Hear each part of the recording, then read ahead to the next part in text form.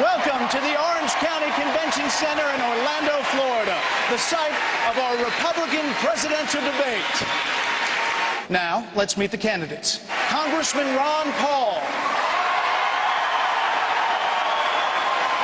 There's growing concern among Americans about the size and the scope of the federal government and its infringement upon state and individual rights. If you're elected president, how do you plan to restore the 10th Amendment, hold the federal government only to those enumerated powers in the Constitution, and allow states to govern themselves?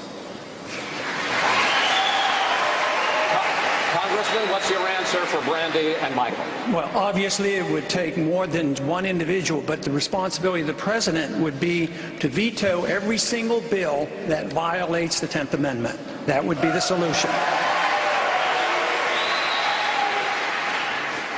Anything else there? You got a little time left.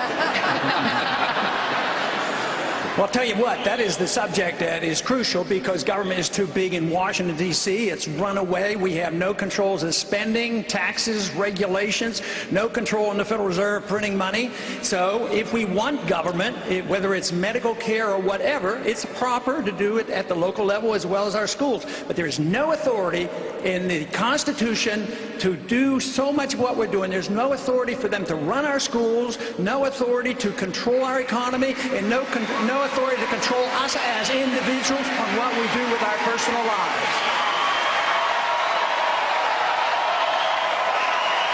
Thank you, Congressman. Okay. Hi, I'm Stella Lohman from Atlanta, Georgia. I've taught in both public and private schools and now as a substitute teacher.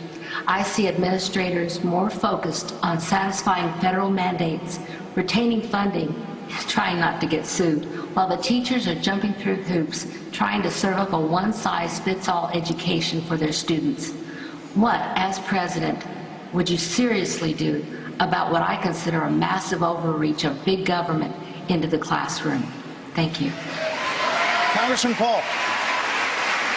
If you care about your children, you'll get the federal government out of the business of educating our kids. In 1980, when the Republican Party ran, part of the platform was to get rid of the Department of Education. By the year 2000, it was eliminated, and we fed on to it. Then we, as Republicans, added No Child Left Behind. So the first thing a president should do is the goal should be set to get the government out completely, but don't enforce this law of No Child Left Behind. It's not going to do any good, and nobody likes it.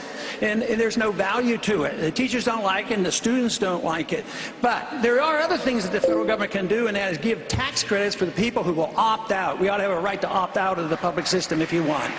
Congressman Paul, you have said that you believe that life begins at conception and that abortion ends an innocent life. If you believe that, how can you support a rape exception to abortion bans? And how can you support the morning after pill? Aren't those lives just as innocent?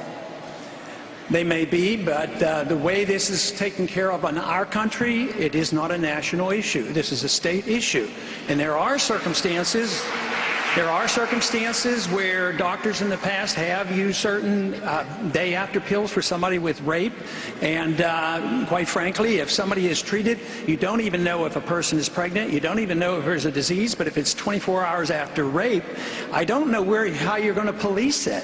So I don't think you should create. We have too many laws already. Now, how are you going to police the day after pill? It doesn't make any sense to me in a practical matter. So I would say that nobody can outdo me on respect for life. I've spent a lifetime dealing with life, but I still think there is a time where the law doesn't solve the problems. Only the moral character of the people will eventually solve this problem, not the law. Independent New York Mayor Michael Bloomberg recently fretted over the possibility of the unemployed rioting in the streets. Ohio's Republican Governor John Kasich recently said, quote, "For the first time in my life, I'm worried about this country." And recently a liberal columnist wrote this, quote, "We've lost our mojo." You know, President Obama promised hope and change, and according to many polls, fewer and fewer Americans believe he's delivered. Now, I'm not asking for your jobs plan here. What I'm asking for is how are you going to turn this country around? We'll go down the row, 30 seconds each. Congressman Paul. Government destroys jobs, the market creates jobs. So the government isn't going to be expected to create the jobs. They have to change the environment. But you can't do that unless you understand where the depression, recessions come from. And you can't understand that unless you know where the bubbles come from.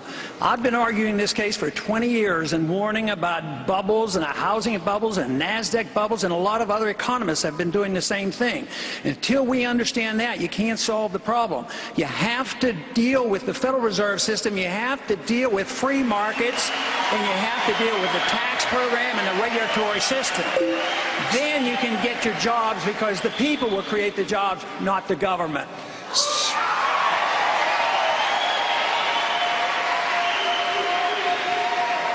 Waiting for the applause. If you had to choose a running mate, one of the people on the stage with you, who would you choose and why? 30 seconds down the row.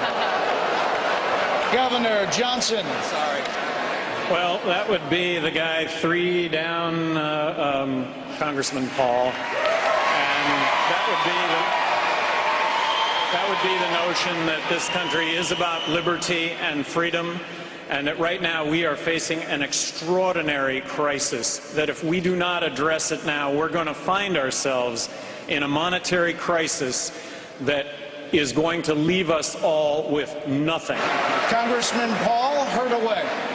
I don't plan to make a choice at the moment, because I am on national polls. It seems like I'm in 3rd place now.